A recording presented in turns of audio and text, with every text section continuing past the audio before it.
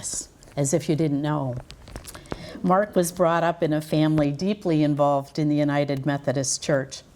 I do have to say the side note. I'll bet it was just the Methodist Church when you started, and it didn't become Methodist. It was the Methodist Episcopal Church, Oh. and then it was the United Methodist Church. Yeah. So, Yeah. sorry about that. Yep. I just had to add that. True story. Yet in his childhood neighborhood in Rockford, Illinois, he found delight in discovering diverse spiritual beliefs with friends from Christian Science and Jewish faiths. Mark has served in many and varied occupations, from outdoor recreation campus management, town and country government executive positions, Western New York State Parks Director, retiring from his office in Niagara Falls, and currently serves as an instructor at the University of Illinois, teaching parks management graduate courses. During all this, Mark continued to deepen his spiritual practices through transcendental meditation and studies of Vedic, Taoist, Buddhist, and Christian mystical teachings.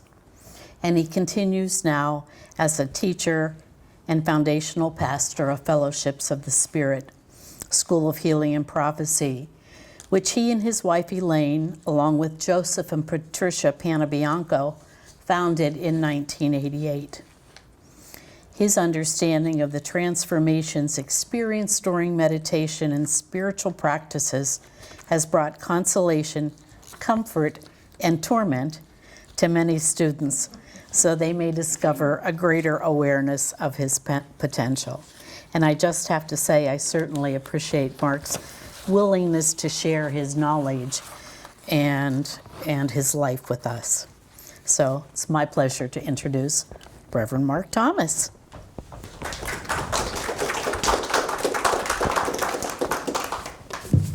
Thank you, Christy. I appreciate that kind sentiment. So we are in a series right now in the Vespers talks with the focus on landscapes, and I drew the straw for forests. Oh well, I don't have any background with any of that, as you know. So it was a difficult subject to really put a talk together. But what it caused me to do was to remember back to my growing up years in a city called Rockford, Illinois by name, but it was their pet name or their byline was the Forest City. Let me tell you, I grew up in a neighborhood where all the streets had alleyways, and all of the utilities lines, poles, and then the ground all went up the alleyways. And the streets were all planted, and they were all designed so that there was a 15-foot strip of grass on either side of the road before you got to your yard. And in that 15-foot strip, they called them parkways, was elm trees, American elm trees. And by the time I was born, those trees are well established. Now, elm trees are fascinating because they grow and they fan outward like this.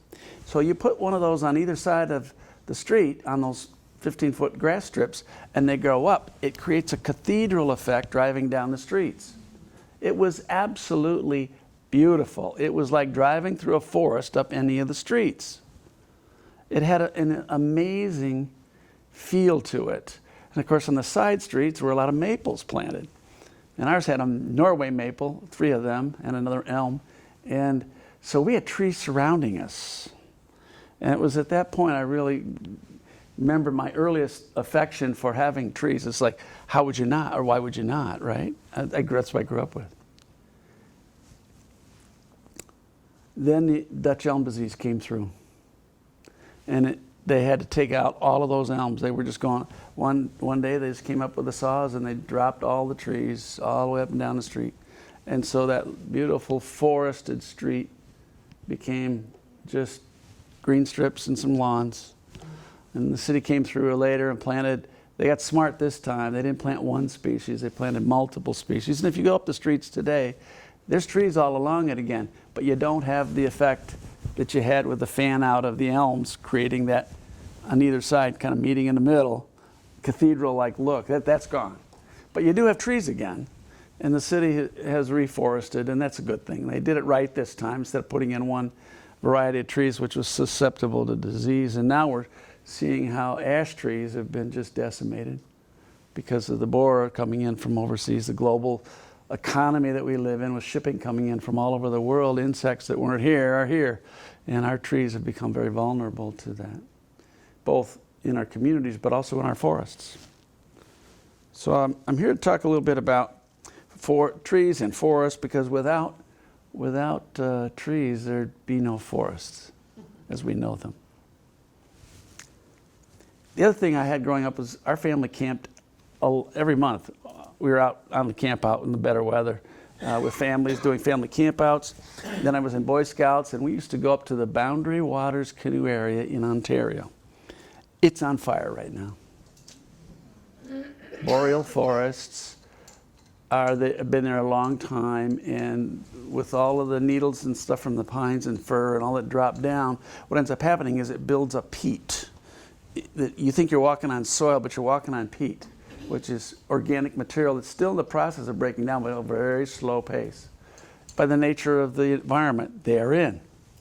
And when that material catches fire, what ends up happening is it smolders and it goes underground. The fire goes underground. It has nothing to do with what's on the surface. It has everything to do with what's going on underground.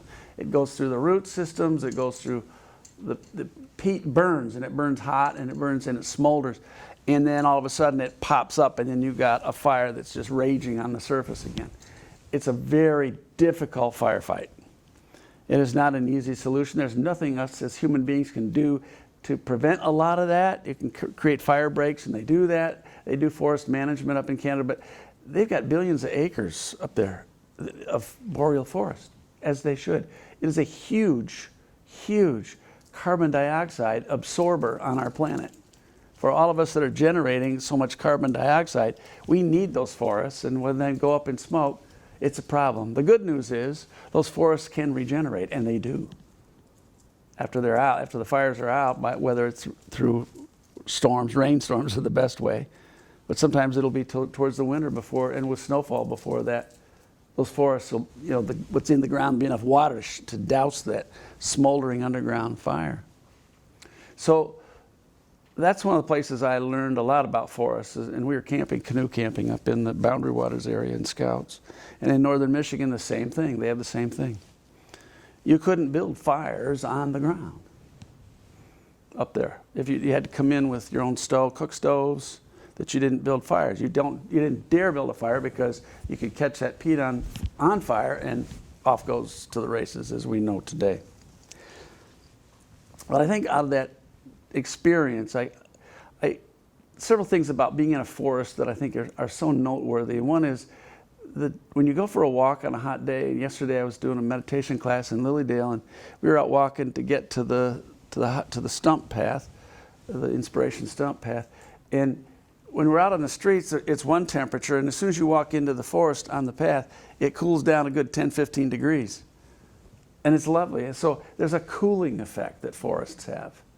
And the tree cover provides that shade. But not just for us, but for everything else that goes on underneath those trees in that cover. Leland Woods, next door, has been studied, and it is one of the few old-growth forests left in the Northeast. I was fortunate enough, when I came to New York State, I was the manager of an outdoor education center. We had forest lands that I got to make sure we managed well, and did. And again, one of the things I learned there was a quote from William Marriott Sr. It was, "Good timber does not grow with ease. The stronger the wind, the stronger the trees." Good timber does not grow with ease. The stronger the winds, the stronger the trees. And that is so important that we realize that it's not just about the trees, it's about us. When we face difficulties in life, it strengthens us. Even though it might tear us down for a while, it gives us more resilience. It gives us more timber, more strength, internal strength, as we move through those challenges. And we bring ourselves to the flip side of whatever it was that was holding us back for a while. And trees are instructive in that light. Then I got to go to state parks, as you heard, and Allegheny State Park, an hour from here, 65,000 acres of mostly forested land. The human development in that park area-wise is only about 15% of that 65,000 acres. So where the campgrounds are, the swimming areas, the trails, all those things that humans use all the time for recreation, 15% of that 65,000. And inside that 65,000 acres, there are a couple of 15,000 acre blocks where there's no human presence at all. Just the forest. Undisturbed by us. That's an hour from here. And those lands are protected inside that park. We want the people to come enjoy the areas that are developed, but we want them out of the areas where we need the wildlife and the tree life and everything to be undisturbed by human activity. And then the other thing I love doing is I've been for over 20 years now an adult leader with the Quest program, a backpacking program where we take local 8th graders out into the woods. And we have a lot of fun with them, but we get to watch these kids grow up in front of us because most of them have never had an experience of camping out and backpacking and being connected with nature, and most of our walking is through forests. And a lot of stops along the way pointing out various things like poison ivy, which has how many leaves? Instead of 5. 5 is okay. That's Virginia creeper. 3. That's the stuff you got to watch out for. Poison ivy. We had a little time with that yesterday when we were out walking around. So we are sitting here tonight on a place called Fern Island. It's the village of Cassadaga where we're sitting right now, technically, but we're on an island. You got onto either through the bridge or a causeway up here as you came from Route 60 in. There's a causeway that was built there. That wasn't there before. That roadway did not connect. So it was the only way before was by a bridge right here. And on this island, there's a lot of forest lands. Some of it is the Leland Woods, but there's a lot of lands here on this island which are forested that are not part of Leland Woods. Lilydale has a big chunk of that, but there are others. Tonight I want to talk a little bit about a very special tree that is here, and it sits right out back of this building, and it sits right on the borderline of our property and the Lilydale Assembly. And my granddaughters and my son and I yesterday took a tape measure out, and we measured the circumference, and we did the calculations, and we found out on a pretty good estimate how old that tree is. And we did a guessing game to see. Gemma won. She guessed the closest. 237 years old. That would take you back to a very important year in the history of the United States government, 1989, or 1889, pardon me.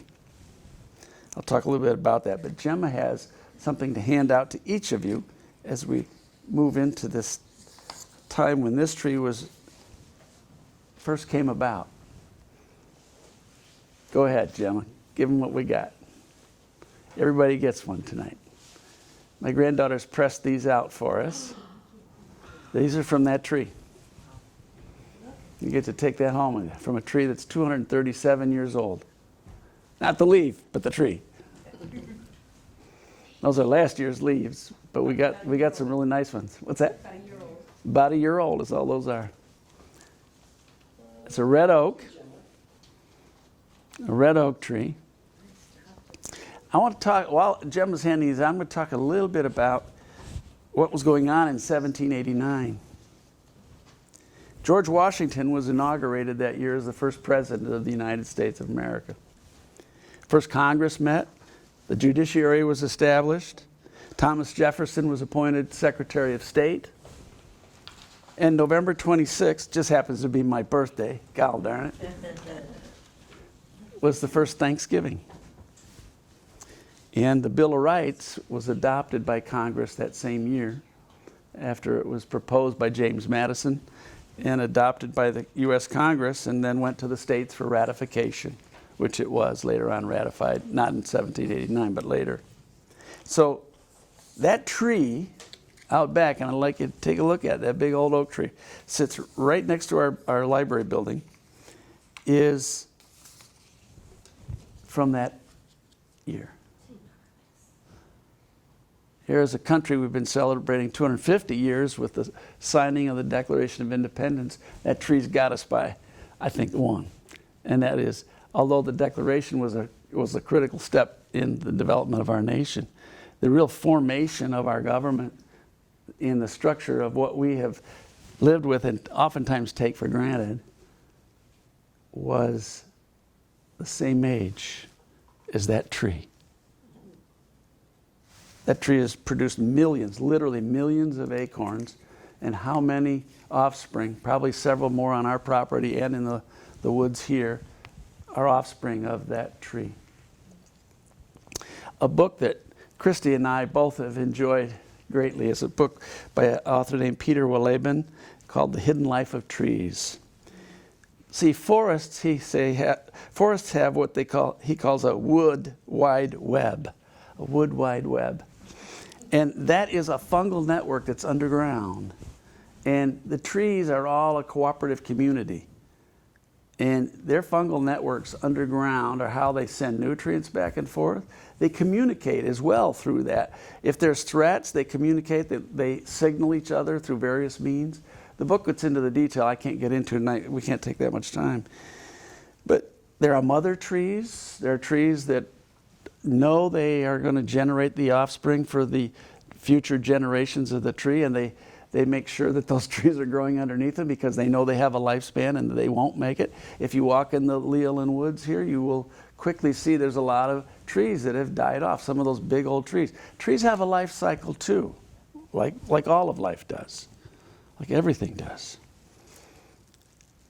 They also are a huge, huge giver of oxygen to us by processing out CO2 as they make sugar for their own needs through photosynthesis, sending all of that energy into the earth, and then they share it.